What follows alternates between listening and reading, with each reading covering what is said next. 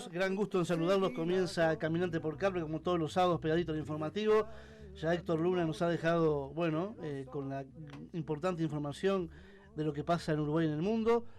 Llegando a la radio ahora, ¿ya es de noche? No. Está, la verdad, si va a salir, tomen las precauciones del caso, porque por lo pronto, capaz que son lluvias de verano, ¿no? Pero está bastante oscuro hasta ahora, hay un viento sospechoso, lo cual indicaría que, estaba llovinando hasta hace unos minutos, ¿no? Bueno, mucho para compartir en este programa. Ustedes saben, Sisto está de licencia por unos días y está bien, merece un buen descanso, pero tempranito ya estaba en la radio. Empiezo saludando a Ariel Ferrari. ¿Cómo estás, Ariel? Buen día. Buen día, Néstor. Un gusto, un saludo a la audiencia. Y además, en el pronóstico, una humedad brutal, ¿no? Tremendo, ¿no? Nos decía Luna, más del 90% de humedad, en particular acá en Montevideo. ¿Cómo se siente la gente que está operada, la gente que sufre problemas a nivel de los huesos, ¿no? ¿Cómo se siente eso? Los años pesan también. Si pesarán. Para quien no pesa los años es para Gabriel Regalado, ¿no? Es jovencito y nada, Gabriel, ¿no? No, por ahora la vamos llevando bien. Buen día para todos los días. El saludo a Jorge. Y ya en el comienzo, Ariel, hay mucho para compartir. Ya hay una persona que está en línea. ¿Estará lloviendo allá por aquellos lugares? Y bueno, no sé, allá el pueblo sabalero es un pueblo muy particular, sí, claro. Ejemplo de muchas cosas, y en la asociación de jubilados de Juan Lacase hay una compañera que integra el equipo de representación, y en esto que sábado a sábado nos comprometimos y hablamos en el equipo y lo compartíamos con la audiencia la semana pasada. Siempre una mujer tiene que estar en el programa hablando un tema general, ¿verdad? Pero también relacionándonos con los temas de género, porque, como decimos siempre, ¿no? Para lograr la equidad, la igualdad, hay que tratar distinto, porque si no, no lo podremos hacer, porque hay que focalizar políticas, hay cambios, y de eso estamos compartiendo esta mañana con Analía, que el miércoles a la tarde, en parte también del plan que venimos elaborando en este nuevo equipo, de alguna forma fuimos compartiendo cada uno una responsabilidad con departamentos del interior, el oeste, hacia donde se ubica su propio domicilio, digamos, es la parte oeste-sur, responsabilidad de Analía, y ya arrancamos visitando la Asociación de San José y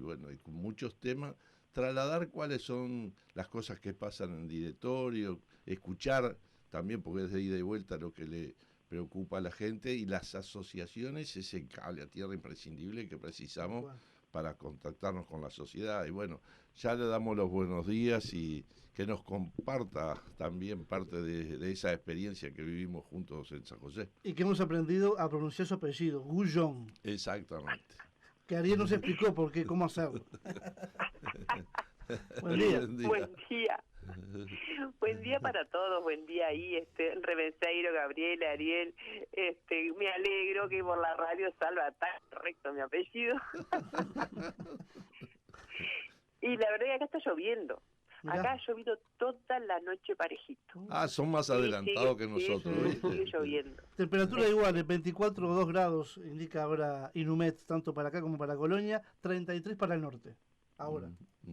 ¿Ah, sí? Sí. Sí, acá en Juan Lacase ha llovido, pienso que en el departamento en general, empezó de madrugada y siguió. Y era lo que se esperaba, porque creo que estaba anunciado ese tema de las lluvias. Y lo que no estaba anunciado tal vez era el tema del que yo hoy pensaba tocar un poquito. Porque un poco me dijeron, Ariel y las compañeras, dijeron, podemos hablar un poco sobre los temas de mujeres o cómo nos afectan algunas cosas a las mujeres dentro de la seguridad social. Escuché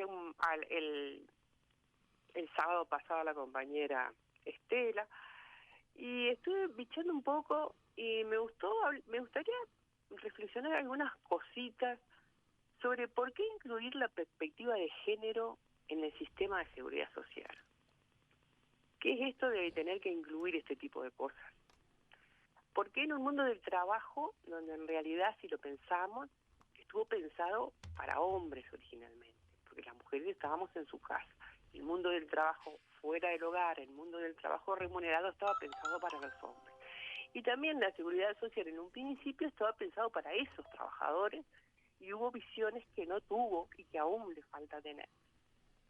Y entonces es un tema que realmente nos preocupa y nos debería ocupar.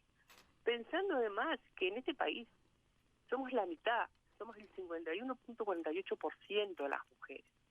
Y que las mujeres mayores de 60 años somos el 58%. Y decir que incluir una mirada de género en la reforma de la seguridad social no es solamente ver cuántos hombres o cuántas mujeres están representadas en ella, sino plantearse un verdadero cambio en las reglas del juego, dado que la desigualdad de los roles perjudican a las mujeres con consecuencias en la protección social y sobre todo en las futuras jubilaciones. Porque la trayectoria laboral de una persona con sus vaivenes, sus particularidades, es la de que determina después de la jubilación a la que va a acceder, más allá de que existan las pensiones no contributivas, ¿verdad? Y cómo podrá vivir esta última etapa de su vida.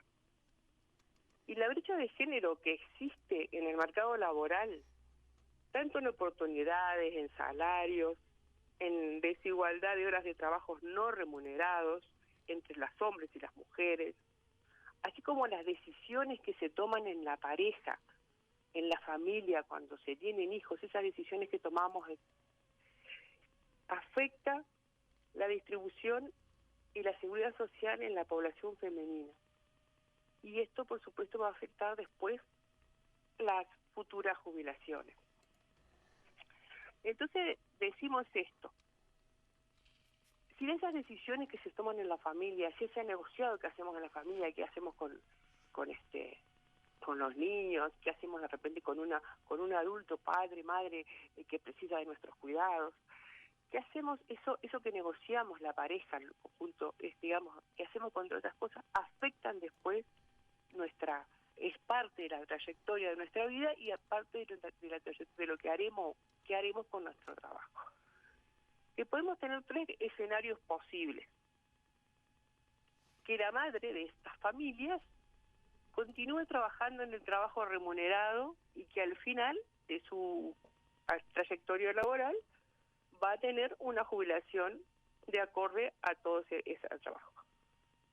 Que la mujer dedique tiempo parcial al trabajo remunerado, que consiga un empleo formal o que trabaje con interrupciones, lo que pone en riesgo después tener una buena jubilación. O que se concentre en el trabajo familiar, en el trabajo de la casa, en la tarea doméstica, que no es un trabajo no remunerado, y sea el padre de familia el que salga a trabajar, lo que lleva a la mujer a depender en su vejez de una pensión. O sea que decimos que el resultado de la jubilación depende de que si la mujer llega al final de su vida activa, completándola de forma de trabajadora, remunerada o no, que al final estas decisiones que se toman dentro del hogar y lo que ocurre en el mercado laboral son el resultado de la diferencia del tipo de prestación social a los que van a acceder hombres o mujeres, ¿verdad? Y también al monto al que van a acceder. Analía, allí sí. ahí entre los distintos escenarios y las distintas situaciones de cómo se integra al mercado de trabajo la mujer, yo le pondría también ahí como un signo de atención que por el tema de los cuidados, a veces de los adultos mayores que integran la familia, a veces en el cuidado de los niños, las mujeres terminan con trabajos informales, o trabajando, como tú bien decías, parcialmente, pero no siempre registradas, generando derechos de seguridad social, porque esa flexibilización que a veces se permiten por los horarios, llevan a que también de la otra parte aproveche para flexibilizar derechos, no registros, y cuando uno mira los datos de desocupación, de informalidad, siempre se destaca mayoritariamente, lamentablemente, las mujeres, ¿no? Y no sé, y es un tema que deberíamos también, debe haber quien estudia esto y poder tener una evaluación. Terminó a fin de año la 9ª ronda de los consejos de salarios. En la 8ª ronda, en la anterior ronda que hace 2 años había transcurrido, un número muy importante en los consejos de salario, de grupos y subgrupos en los consejos de salario, tenían cláusulas de género, tenían cláusulas de protección o de mejorar las condiciones en particular a las mujeres. Y creo que eso, bueno, espero que sea una política que se continúe. Como bien dices tú, hay temas que específicamente deben legislarse, deben analizarse, como en el 2009, 2010, bueno, se le reconoce un hijo, un año de trabajo por cada hijo nacido vivo, o se flexibiliza la jubilación por edad avanzada, de forma que la mujer se pueda jubilar, en particular, porque también puede jubilarse el hombre, pero quien tiene menos años registrado en general es la mujer, y ahí dio un impacto muy fuerte, dándole mayor cantidad de mujeres que hombres que se jubilaron a partir de esa ley, ¿no? Creo que son también antecedentes que nos muestra cómo actúan esas leyes y cómo debemos seguir trabajando en ese sentido. Claro, justamente un poco sobre todo ese tema es un poco de lo que estábamos hablando. Además, tú hablabas del tema de las políticas de cuidado, que realmente lo que estamos hablando es que para que muchas de estas cosas mejoren y funcionen, debe haber una mejor política de cuidado. Porque brindar cuidados, que es una tarea imprescindible, y le ha sido asignada a las mujeres casi en exclusividad, ¿verdad? Esa división del trabajo, y se apoya en una educación transmitida de siempre, de generaciones, de que la que cuida es la mujer. Los cuidados los llevamos adelante las mujeres, y no solo son obligatorios, porque en realidad de ello depende la vida cotidiana de las personas y a las que debemos cuidar. O sea, a los niños, a las niñas, a los adolescentes, a las personas mayores con problemas de dependencia, a las personas con discapacidad. Pero paradójicamente los cuidados, sin los cuales esta sociedad no podría vivir, no tienen un reconocimiento social, al contrario, tienen un costo que pagan quienes brindan los cuidados, como decíamos, porque lamentablemente hay que hacer opciones, y dentro de las opciones está lo que hablamos recién, o sea, trabajo flexible, tiempos parciales, informales, que generan menores remuneraciones, que a lo largo de la vida van a generar peores jubilaciones. Analía, que tratamos de mejorar con esas acciones que tú estás diciendo, como fue la ley de flexibilización de 2008, en el que permitió a las mujeres sumar un año por hijo, otros temas que suman, digamos, al tema de género, al tema que se ha tenido en cuenta en la seguridad social por el tema de cuidados, son las licencias por maternidad o paternidad o cuidado parental. O sea que también son pequeñas acciones siempre en pos de esa mirada que debemos de tener sobre de género. Y si pensamos que el cuidado de las personas dependientes es una responsabilidad que debe ser compartida por hombres, mujeres y el Estado y la sociedad. Hay una cosa, Analía, sí. que vos decías que me parece bien interesante, lo señalabas al final, ¿no? En el programa pasado, por ejemplo, estuvimos hablando de lo que significa el impacto directo en la jubilación de reconocer un año de actividad por hijo nacido vivo. Sí. Pero hay muchas cosas que suceden, digamos, el camino hasta llegar a la jubilación se va formando de muchos momentos previos. Y uno bien importante es que mencionabas al final y que tiene que ver con la decisión de la maternidad y la paternidad. Porque ahí, digamos, se juegan lo que se conoce como los arreglos familiares, ¿no? Eso de, bueno, si los dos trabajan 12 horas, probablemente los dos no puedan seguir trabajando 12 horas. Y ahí hay estudios que yo lo puedo dejar como... me puedo comprometer para la próxima, para otra, a traer los datos más certeros. Lo tengo en la cabeza, pero me gustaría decirlo bien preciso. sobre que indican que luego una maternidad, las mujeres disminuyen la cantidad de horas que trabajan por encima de la cantidad de horas que disminuyen los varones, ¿sí? Y esos, digamos, son arreglos que están arraigados en la sociedad, que vienen de mucho más atrás y que muchas veces no responden a criterios arbitrarios, sino que responden al criterio de realidad. Y volvemos a otro tema vinculado quizás al género y que tiene que ver con que durante mucho tiempo hubo una discriminación salarial que hizo que los ingresos de los varones sean superiores a los de las mujeres. Entonces muchas veces al optar se optaba porque, bueno, que sea la mujer la que reduce la cantidad de horas laborales. Y repito, eso es una cosa que está medida y documentada. Pero en esos pequeños pasos que se fueron dando en los últimos años para tratar de revertir o de cambiar, o por lo menos de dar otra oportunidad al momento de hacer esos arreglos familiares. Vos mencionabas la ley de cuidados para el recién nacido, que es la 19.161, que es bien importante porque esa ley, por ejemplo, lo que permite es que la reducción del horario laboral, que anteriormente estaba reservada, digamos, solo para la madre, es decir, esa posibilidad de hacer medio horario hasta los 6 meses de vida del niño, lo que se permite a partir de esta ley es que ese periodo pueda ser arreglado y en cierta manera lo puedan compartir entre el padre y la madre. Es decir, cualquiera de los dos. Cualquiera de los dos. Puede ser el padre el que dice, bueno, yo prefiero quedarme a hacer el medio horario y la madre se reintegra a su actividad laboral, o no. O pueden incluso empezar a hacer los primeros 3 meses la madre y los siguientes 3 meses el padre.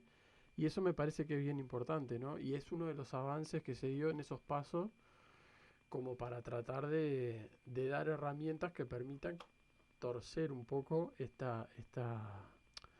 estos criterios históricos, digamos, que existieron a la hora de, bueno, cuando hay un recién nacido, que sea siempre la mujer la que tiene que sacrificar parte de su ingreso y su actividad laboral, ¿no?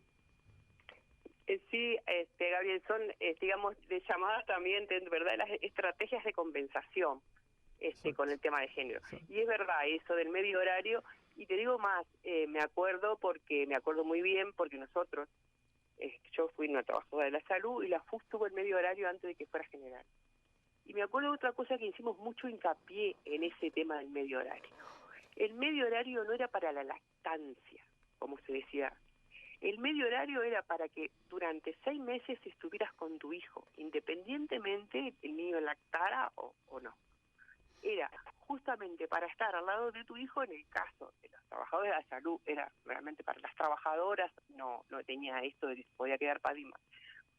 Y eso lo tuvimos muchísimo tiempo antes de que apareciera, de que, digamos, que se hiciera ley y que diera la posibilidad de que hubiera una opción de quien se quedaba a cuidados del niño, que indudablemente está muy bueno el tema de la opción, pero seguimos teniendo, porque cambiar los paradigmas es muy difícil. Estoy segura que ampliamente son las madres las que se quedan con los niños, como son las madres, las mujeres las que cuidamos, y todo ese tipo de cosas.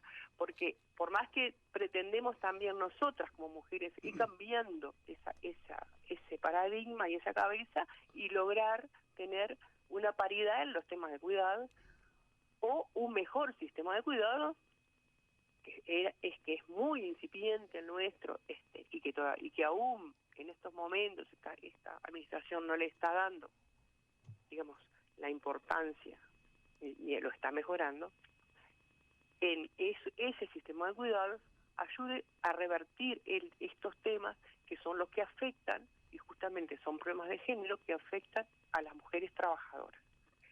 Y además otra cosa también, cuanto a los hombres, la cantidad de hijos en real que se tenga en la familia no los afecta mayormente en su trabajo remunerado. Pero la cantidad de hijos que tiene una familia afecta a la mujer. Y cuanto más hijos, menos posibilidades de trabajo remunerado, porque tenemos más niños que cuidar, que mandar a la escuela, que hacerle de comer, y todo lo que hacemos las madres en general. Porque estamos hablando de la generalidad, o sea, no podemos decir, bueno, todos sabemos que hay casas o familias donde esto se divide y que ahora, por suerte, cada día más las familias más jóvenes están tomando este tipo de conciencia de que las tareas son de todos, los hijos son de los dos, la casa es de la familia y por lo tanto esto tiene que ser hecho entre todos. Pero eso es un cambio de cabeza que lleva su tiempo, que se está dando, pero por ahora vamos a decir que la verdad que mayoritariamente todo este tema es un tema de mujeres. Y el tema de cuidados es un tema que se debe incluir dentro de una perspectiva de género en la seguridad social, porque justamente es un tema para que este tipo de cosas mejore. Y además de hacer incidencia en las estrategias de compensación, como la lista del medio horario, como la ley de flexibilización de 2008, que permite la suma de los niños, de los hijos hasta 5. Podemos pensar además que una primera estrategia de compensación fue la pensión por sobrevivencia, ¿verdad? Porque estaba pensada para aquellas parejas que siguen juntas, que y que en el momento del retiro y si fallece alguno de ellos, el sostén económico se traslada al cónyuge o compañero o pareja que sobrevivió. Principalmente las receptoras de las pensiones por sobrevivencia somos las mujeres, porque somos las que más tenemos mayor expectativa de vida, pero también por el patrón de participación que estábamos hablando recién, de participación en el mercado de trabajo. Y es significativo que más de 55.000 mujeres mayores de 65 años tienen como único ingreso la pensión por sobrevivencia. Quiere decir que no tenían o no tuvieron una trayectoria en el laboral remunerada. No quiere decir, como yo siempre digo, que no haya trabajado y mucho. Y entonces, hablando de todo esto, decíamos, ¿verdad?, que esto debe ser responsabilidad compartida entre hombres y mujeres, el Estado y la sociedad. Y esta definición de políticas que signifiquen un verdadero cambio en las reglas de juego tiene que ser una definición de políticas hechas por el Estado. Y otra cosa que también estábamos pensando, hablando un poco, recordando que el tema de la modificación de la pensión por sobrevivencia es un tema que está dentro de lo que habló la Comisión de Seguridad Social, en realidad debe tener en cuenta un camino o debe tener esa visión, un camino hacia la equidad en el mundo laboral que pasa por la corresponsabilidad en los cuidados, y esto está bastante lejos de que así sea. O sea, hay una serie de cosas importantes en las que debemos de hablar cuando hablamos de incluir la perspectiva de género. Y ya ves que, un poco conversando acá entre todos, salieron unos cuantos detalles que ya estamos corrigiendo o que se han logrado corregir dentro de la seguridad social, estrategias de compensación, pero que aún queda mucho por hacer en este tema, y pienso que podemos seguir, digamos, reflexionando sobre el mismo y teniendo, pensando, digamos, nuevas formas, ¿verdad? Sin y duda. Una cosa, además, que quiero aclarar para terminar un poquito con este tema, y si quieren les conversamos un poquito de lo que propuso Ariel del tema de San José. Es que estas reflexiones de las que estamos, con las que les estoy proponiendo, en realidad son leídas en artículos hechos por mujeres, en artículos periodísticos, trabajos, mujeres como Ivonne Pandiani, en colaboración con Andrea Badolati y Silvia Santos, por Marisa Buccelli, del Departamento de Economía de la Facultad de Ciencias Sociales, y por Verónica Amarante, del Instituto de Economía de la Facultad de Ciencias Económicas y de Administración. Y a su vez estas mujeres hacen referencia en su bibliografía a otras.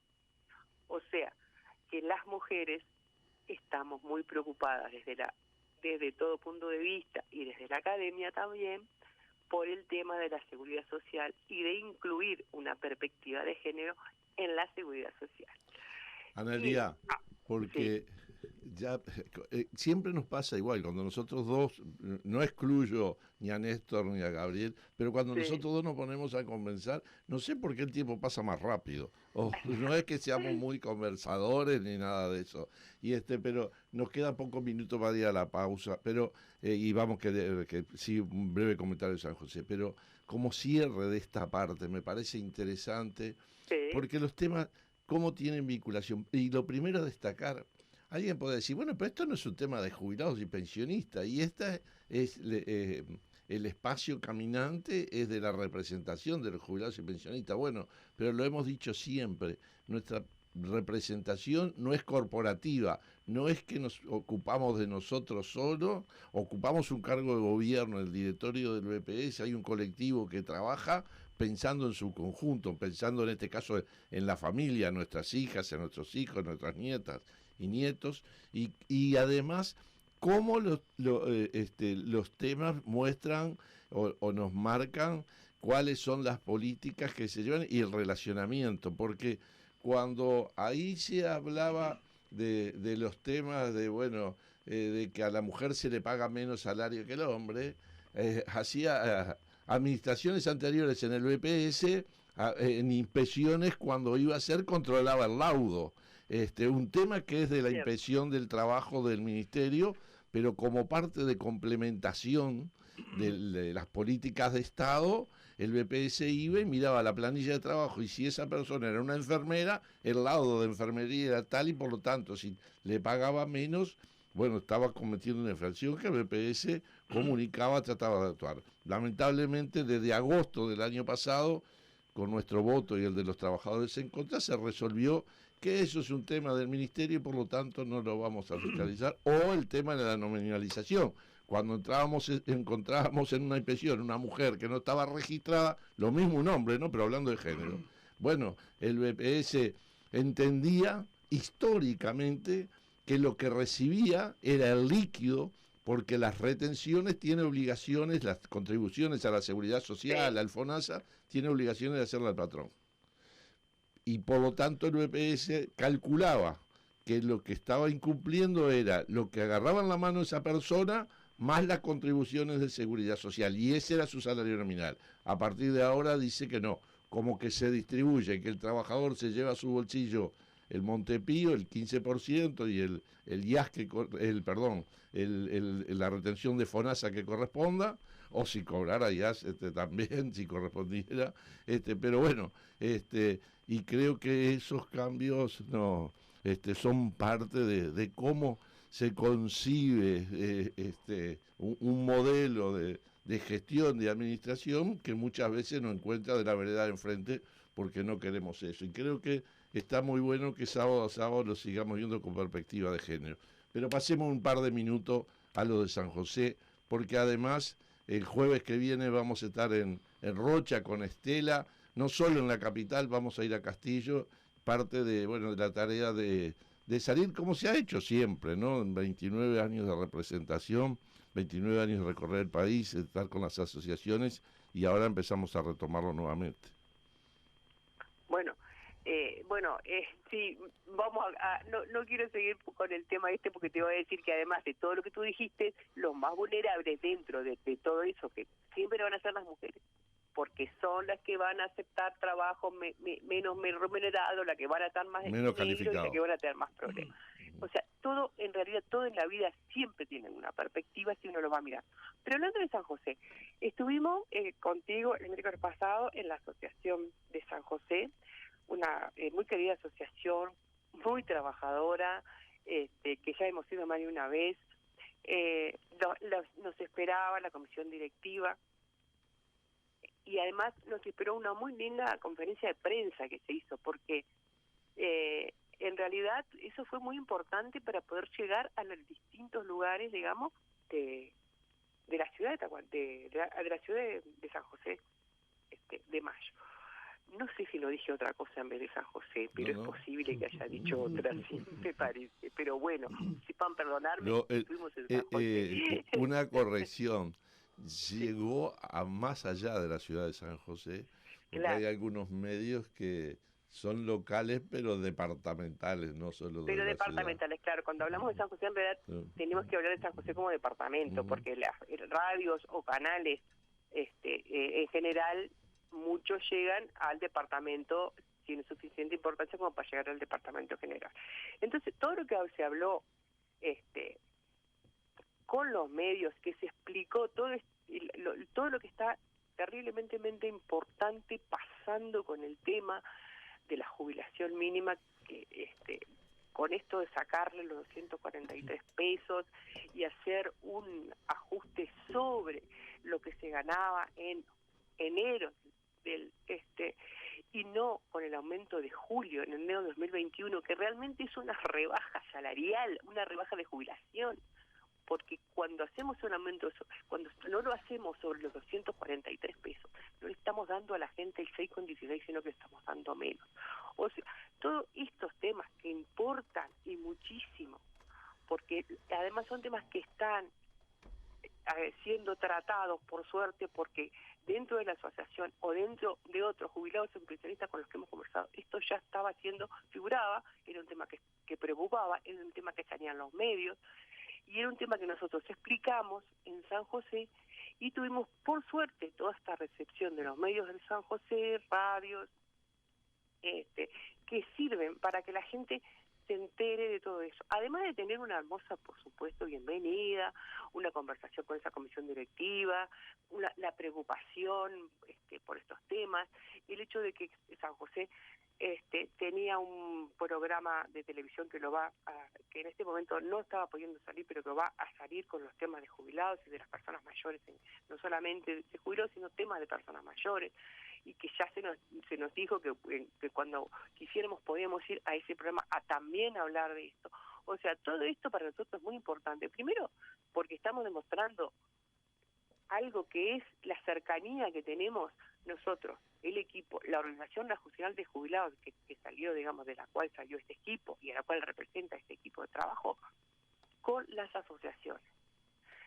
Eso es muy importante, esta cercanía, pero también es hacer ver a los compañeros de que estamos ahí para ellos, de que estamos para escuchar sus problemas, de que estamos ahí y que vamos a seguir estando, saliendo, conversando, escuchando y aclarando todos los temas que preocupan a nuestro colectivo de jubilados y pensionistas.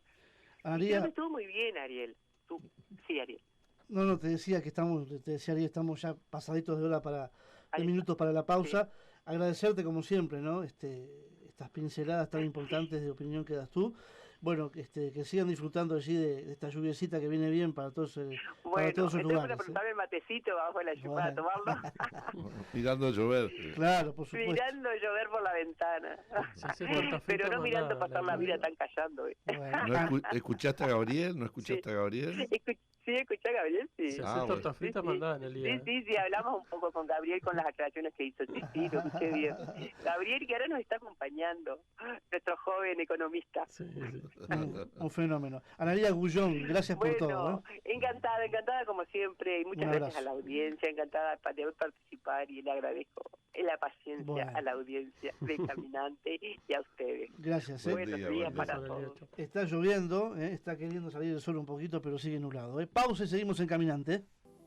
Pero lo nuestro es pasar. Segunda parte de Caminante por Cable. Nos separan 23 minutos de las 8 de la mañana. Ariel Gabriel, bueno, se definió ya el aumento, ¿no? La pasada semana ya ahí se concretó, bueno, más o menos en el orden de que veníamos hablando, ¿no? La pérdida de capacidad de compra, en fin, ¿no? Pero también hubo sorpresas, ¿no? Sí, efectivamente. El martes, que fue 1 de febrero, lo que se conoció fue el valor del índice medio de salarios de diciembre. Esto, digamos, es la práctica de todos los años. A principio de febrero, que se cobra enero, se cobra un adelanto, y recién como el 31 de enero o el 1 de febrero se conoce el índice medio de salario de diciembre, ahí se puede conocer la variación definitiva de los salarios en 2021, que fue de 6,16%, y eso es lo que determina el aumento definitivo que van a tener las pasividades generales, ¿sí? Estábamos en 5,87, 6,16 es el dato final, que por supuesto es un dato que como esperábamos también está por debajo de lo que es la inflación por segundo año consecutivo de manera significativa, ¿no? De hecho, la diferencia, la pérdida de poder adquisitivo, si uno lo mira en los números, es exactamente la misma que en el año 2020, 1,67 y 1,67, con el agravante, digamos, de que estas situaciones son, o de que estos problemas para los jubilados y pensionistas son acumulativos, ¿no? No es un año perdí 1,67, otro año, no son años separados, esto se va acumulando, a lo que perdí el año pasado le acumulo lo que pierdo este año, y eso se empieza indudablemente a hacer sentir, porque bueno, como decíamos el programa anterior, las pasividades más bajas son las pasividades que indudablemente necesitan una protección mayor y sobre las que cualquier tipo de pérdida o cualquier tipo de rezago con respecto a lo que es la inflación golpean más fuerte, ¿no? Entonces me parece que eso es una señal, creo que es una señal equivocada, porque cuando digo señal me refiero sobre todo a lo que veníamos hablando, hemos venido reiterando, ¿no? Este 6,16 no es una cifra inexorable, digamos. Lo que marca el 6,16, que es lo que valieron los salarios, es un piso. La Constitución es muy clara en establecer que no se puede dar un aumento inferior a ese. Pero sin más. Pero nada obstaculiza que el aumento pueda ser superior. Entonces, en la medida en la que esa cláusula, por decirlo así, o en la que esa oportunidad no se utiliza, en definitiva lo que se está haciendo es convalidar o dar por bueno que existe una situación en la cual los jubilados, los pensionistas,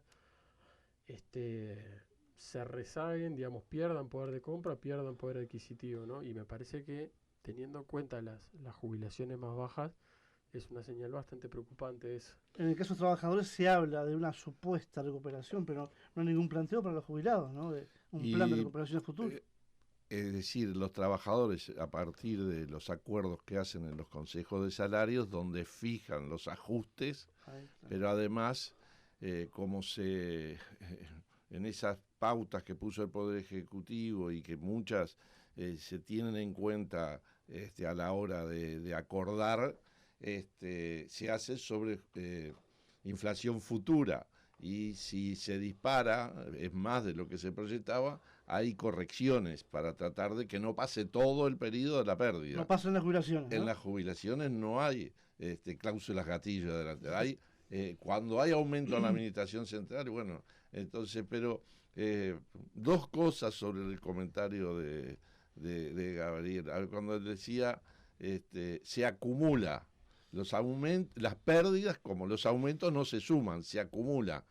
Para poner un ejemplo, si yo a 100 le doy 2 veces el 10%, no llego a 120, llego a 121. ¿Ah? Porque de 100 le pongo 10%, me da 110, y el otro 10% es sobre 110, no sobre... Si yo lo sumara me daría 120. Entonces, ese 1 es lo que se acumula cuando reiteramos pérdidas o cuando reiteramos ganancias, es decir, porque también cuando crece se acumula lo que venía creciendo. En esto, 2 años de pérdidas consecutivas, hay que ir a 20 años atrás, en la crisis del 2002, no cuando crece el Producto Bruto Interno, como creció este año, hasta por encima de algunas proyecciones, ¿no? Algunos análisis que se hacían. Y acá la audiencia lo tendrá bien claro, pero habría que buscar un caminante de hace 2 meses y algo, cuando Tito ya nos anunciaba, de acuerdo a las proyecciones que elabora Gabriel y que él permanentemente vive estudiando los temas del Instituto de Estadística, cuando nos decía vamos a estar perdiendo cerca de un 2%, el aumento no estará muy lejos del 6% y la inflación llegará al 8%. Eso que preveía el director representante de los jubilados y pensionistas, creo que el Grupo Económico, la Oficina de Planeamiento y Presupuesto, también lo tendría estimado. Por lo tanto, podría haber analizado cómo corregir y no volver a repetir lo del año pasado, una brutal injusticia con los que menos tienen.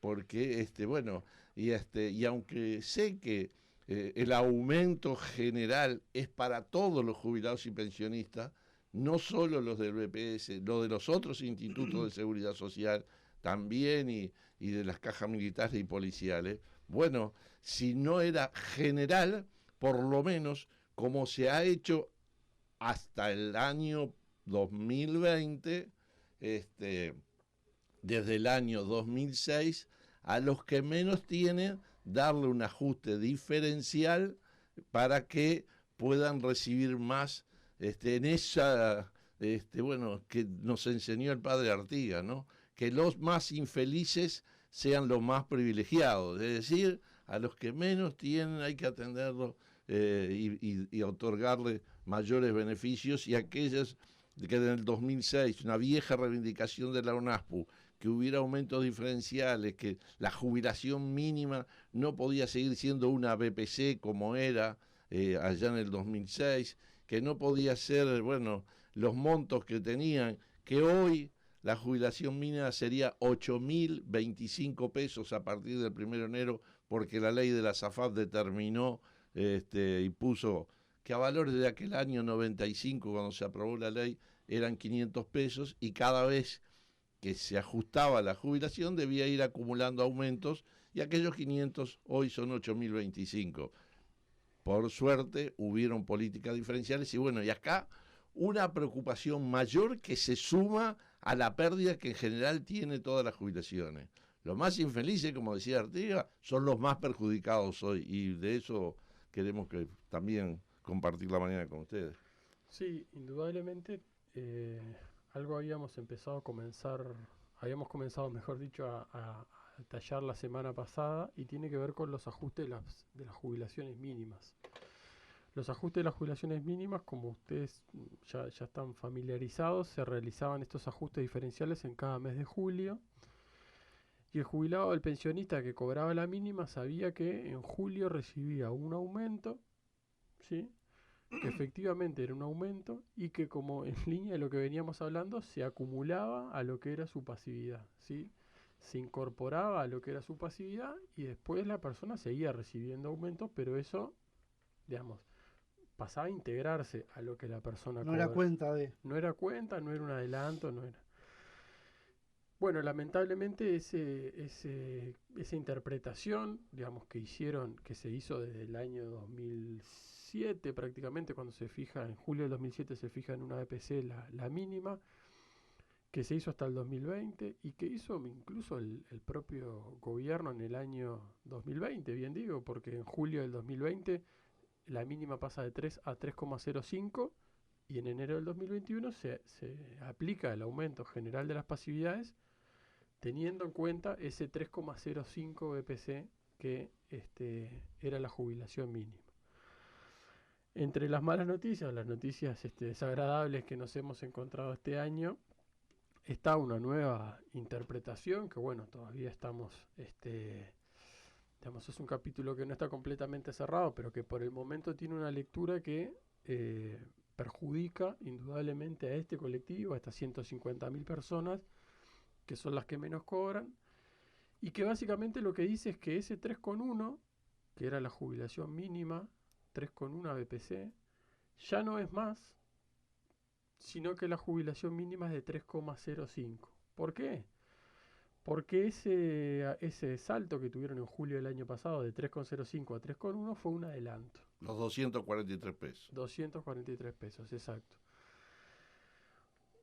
Simplemente, ¿por qué llama mucho la atención esto? Porque cuando uno se pone a estudiar todos los decretos que salieron en cada julio, siempre se encontraba la misma reacción, que se otorga un aumento a las jubilaciones mínimas, y que por lo tanto se brinda un adelanto de tanto, ¿no? Medido en BPC, que era siempre la diferencia, por ejemplo, entre 3 BPC y 2,5, o como en el último, entre 3,1 y 3,05. Ese era el aumento. Las reacciones eran iguales. Las explicaciones para dar ese aumento eran iguales a las anteriores, y yo creo que le sumaría incluso el hecho de decir que también se justificaban por la situación sanitaria que atraviesa el país. Entonces, la sorpresa es más grande. Tenemos la misma explicación, la misma redacción. Se plantea explícitamente que se quiere seguir el mismo criterio, pero se interpreta que era un adelanto y por lo tanto la persona que pensaba, aquel jubilado que venía cobrando 15.097 pesos a diciembre y que pensaba que bueno, con el aumento que era y con el cambio de la BPC, que ya hemos comentado que fue por debajo de lo que debería ser, pero bueno, con el aumento que había tenido y teniendo en cuenta que la mínima era de 3 BPC, ese jubilado, ese pensionista pensaba que iba a cobrar 16.008 pesos. Con todo buen criterio y basándose, repito, en lo que pasó los últimos años. Sin embargo, lamentablemente vemos que esos jubilados y pensionistas se van a encontrar con 15.768 pesos, que son los 243 pesos un poco ahí que se le descuentan, nosotros entendemos porque se entendió que era un adelanto, que para nosotros no lo es, y bueno, lamentablemente es un cambio de interpretación que perjudica a los más débiles, ¿no? A ver, para hacerlo una explicación simple, no técnica, y que todos podamos tenerlo bien claro, ¿qué nos pasa? Cualquier trabajador, cualquier jubilado y pensionista, cuando va a recibir un aumento, mira lo que viene ganando el mes anterior y dice, sobre eso, claro, y hago la cuentita, a ver, me dieron un 10, me dieron un 6,16, ¿cuánto me toca? Entonces, la jubilación mínima, el que tenía una jubilación mínima o quien era pensionista por viudez y era mayor de 65 años, en diciembre ganaba 15.097. Todos pensaron, a eso hay que ponerle un 6,16, que es una pérdida que no me alcanza, voy a perder poder de compra, pero me va a dar un resultado, ¿verdad? Cuando ve el recibo, resulta que el 6,16 se lo ponen no sobre 15.097, se lo ponen sobre 14.854, que era lo que ganaba hasta junio, antes que le dieran los 243 pesos. Entonces, ¿qué sucede? Que a los más pobres, a los que menos tienen, en vez de darle un 6,16, hay como una tramoya técnica, porque en definitiva es eso, le terminan dando un 4,44. ¿Tá? La pérdida es aún mayor. La capacidad de compra que tenían en diciembre, a partir de enero, es menor que la de todos los jubilados, porque todos los jubilados perdieron un 1,7, ¿no? Por la diferencia que hay entre la inflación, 7,96 y 6,16 de aumento, pero la mínima, la diferencia es más grande, porque es entre yo ganaba un porcentaje y ahora me dieron un 4,44, mientras que la inflación es 7,96. Esto es preocupante. Nosotros planteamos en el directorio el miércoles próximo pasado que hiciéramos una consulta al Poder Ejecutivo a ver si no era un error de interpretación el que estaba haciendo el BPS, que es el que aplica el decreto. Bueno, me dijeron que la democracia tiene eso, que a veces las cosas son durante muchos años de una forma, pero un día hay cambios y se producen cambios y se cambia y es de otra forma. Bueno, yo no quiero estos cambios que perjudiquen a los que menos tienen, que embromen a los más pobres. No, hay que redistribuir y tal vez la riqueza que se genera y no se distribuye, ahí hay que cambiar. Y esa riqueza que genera el país y 4 puntos del Producto Bruto Interno se debería distribuir distinto. Ahora, si el afán, suponiendo, fuera un ahorro, que uno piensa que no debería ser porque se está sacando de plata al jubilado, ¿de cuánto hablaríamos, por ejemplo, al año? ¿10 millones, 20 millones? Sí, solo el último año, ¿no? Digamos, que también, como decíamos, esto es acumulativo, hay que ver lo que se ahorró el año pasado y lo que se ahorra pero sí, en el entorno, esos 10 millones de dólares que se suman, bueno, el ahorro más grande, digamos, que está haciendo el gobierno con las jubilaciones generales al aumentarlo al convalidar aumentos por debajo de la inflación, ¿no? Creo que esos son aumentos bien ahorros bien significativos, que el otro día, a ver, simplemente para tener una idea, se ha hablado mucho en los últimos tiempos, en los últimos años, diría yo, como que se ha instalado esa necesidad de discutir permanentemente sobre el déficit fiscal, como mirar permanentemente eso, y muchas decisiones parecen tomarse no tanto en función de, por ejemplo, en este caso, el bienestar del jubilado y pensionista o de la mejora de la calidad de vida, sino en función de cómo afecta o cómo puede incidir en el déficit fiscal. El gobierno informa que en el 2021, con respecto al 2020, el déficit fiscal mejoró 1.1%, es decir, bajó 1.1% con respecto a el año 2020, está en 4,1 ahora. Así que es menos de lo que se proyectaba. El déficit sí. Es decir, porque se hizo una proyección que iba a estar con el 4,9, el objetivo era llegar a eso. Se superó lo que se pretendía llegar. Exactamente. Ahora, cuando uno mira e intenta ver, bueno, pero ¿qué es lo que explica la reducción del déficit fiscal? ¿Qué es lo que explica lo que del otro lado se dice, bueno, la mejora de las cuentas públicas? Se encuentra con que hay un ahorro en salarios, un ahorro en jubilaciones y pensiones y un ahorro en inversión pública. Esos son los tres factores más importantes y que explican casi por completo la disminución del déficit fiscal. Es decir, lo que se ahorró el gobierno por pagar jubilación, por no ajustar las jubilaciones como la inflación, lo que se ahorró por concepto del pago de salarios y lo que se ahorra en obra pública, que en definitiva es un generador de empleo y dinamizador de la economía. Con lo cual, bueno, cuando uno intenta ver, bueno, cuando uno habla de estos ahorros, bueno, ¿para qué se hacen estos ahorros? Bueno, se traducen en este tipo de cosas, en que lamentablemente las mejoras, de las cuales uno cuando lee la noticia dice, bueno, bajó el déficit o mejoraron las cuentas públicas. Bueno, pero están mejorando a costa, repito, de salarios, de jubilaciones y de trabajo. Para que se entienda, a ver, que la gente entienda más gráficamente, si bien no es un comparativo, pero tiene su que ver. Cuando en tu casa o en la casa de cada uno de nosotros hay dificultades económicas y la palabra ahorro o ajuste pasa a veces, ¿no? Pero ¿qué ajustamos? No compramos de repente una ropa muy cara, no vamos a comer afuera, en fin, pero no vas a dejar de comer todos los días o comer una comida sola en el día. ¿Me explico?